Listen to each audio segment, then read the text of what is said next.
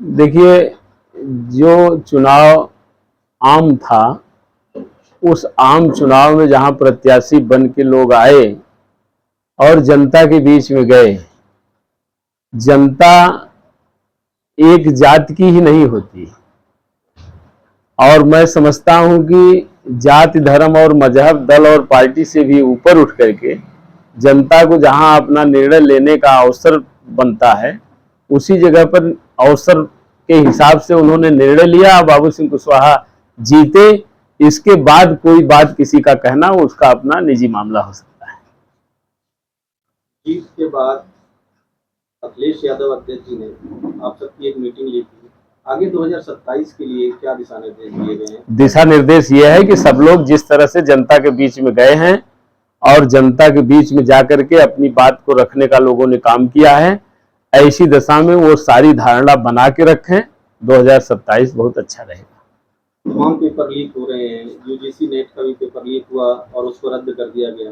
क्या कहेंगे, सरकार किस तरह से? मैं समझता हूं कि ये सरकार नौजवानों के प्रति, किसानों के प्रति एकदम सिर्फ जबानी जमा खर्ची की बात करती है। उनके हित में कोई निर्णय, कोई काम नहीं कर पाती। ऐसी दशा में पेपर लीक की एक कोई नई घटना नहीं है।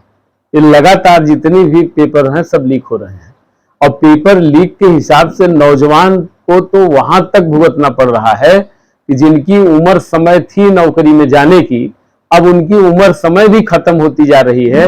ऐसी दशा में पेपर लीक के हिसाब से इस सरकार ने बहुत बड़ा धोखा, एक तरीके से छलावा काम किया है नौजवानों और किसानों के लिए। केंद्र सरकार ने पहली कैबिनेट की बैठक में एमएसपी, किसानों को एमएसपी सेट किया है। तमाम जो, चाहे वो धान हो, चाहे और तमाम जो है अनाज हो, उस पर एमएसपी सेट कर दिया है। मिनिमम सेलिंग प्राइस बढ़ा दिया है। क्या कहेंगे आप इसमें? देखिए, किसान के प्रति ये तो कुल मिला जुला के किसान के प्रति एमएसपी से संबंधित और जिस तरह से उनके किसानों के हित के परे कानून बना करके सरकार ने एक तरीके से थोपने का काम किया था, और जिन विषयों को लेकर किसान सड़क पर पड़ा था, और मैं समझता हूं साल भर उनका प्रदर्शन चला, हजारों किसान लगभग उनकी जान चली गई, वो मर गए। इसके बाद जो है इन्होंने अपने बनाए कानून को वापस लिया। तो मैं समझता हूं इतना बड़ा मजाक जब किया जा सकता है, तो आज भी जो किया कराया जा रहा है वो किसानों की भावना के हिसाब से कुछ नहीं हो रहा है। इसलिए उन्होंने तो जितना वादा किया था उसको बता दिया कि ये सब तो चुनावी जुमला था। अब बताइए, चुनावी जुमला जब उन्होंने कहा कि 2-2 करोड़ लोगों को नौकरियां हम हर साल दे देंगे, 15-15 लाख रुपया खाते में जमा करा देंगे, किसानों को उनके उपज का दुगुना मूल्य दिलाएंगे, लाभकारी मूल्य दुगुना कर देंगे उनकी आय। अब ऐसी दशा में सब चीज का दाम काम तो बढ़ गया, खाद का, बीज का, बिजली का, तमाम सारी चीजों का। उससे एक तरीके से किसान तो परेशान था ही, और साथ ही साथ उसे उसकी उपज का लाभकारी मूल्य नहीं मिला। ऐसी दशा में दोहरी मार से वो एकदम पीड़ित था, और वो तो मन बना लिया था। एक तरीके से वो संदेश तो दे ही दिया, जहां लोगों को इस तरह का था कि जनता हमारे लिए जो है पक्ष में है, उसी जगह पर अभी आम चुनाव में जनमानस ने फैसला भी सुनाया, और जहां लोग 400 पार का नारा देते थे, उसी जगह पर किस दशा में है, किस तरह से अब वो सरकार बन गई जो बैसाखी के सहारे है। ऐसी दशा में उनके साथ जो है किसानों के साथ छलावा हुआ है। अच्छा होता अब भी किसान के लिए बढ़िया कानून नियम बना के काम कर दिया जाता। जीतने के बाद सदर लोकसभा से बाबू सिंह कुशवाहा जीत हासिल बहुत अच्छी बहुमत से, लेकिन उनके जीतने के बाद ही भारतीय जनता पार्टी या सरकार ने जो है उनके ऊपर लगे हुए आरोपों पर शिकंजा कसना शुरू कर दिया। देखिए, मैं वो शिकंजा कसने वाले सवाल पर तो मैं कुछ नहीं कर सकता।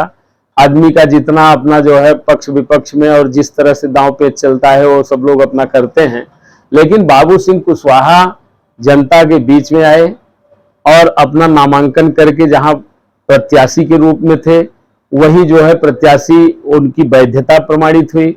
वैधता के बाद चुनाव हुआ और एक अच्छे मतों से जो है चुनाव जीत करके गए हैं। ऐसी दशा में वो मौजूदा समय में सांसद हैं, और सांसद के रूप में जो है जनता के बीच में है, अब कोई विरोधी जो है माने उनकी जीत को किस तरह से ले रहा है, किस तरह नहीं ले रहा है, ये उसका अपना विषय है और वो न्यायालय में है।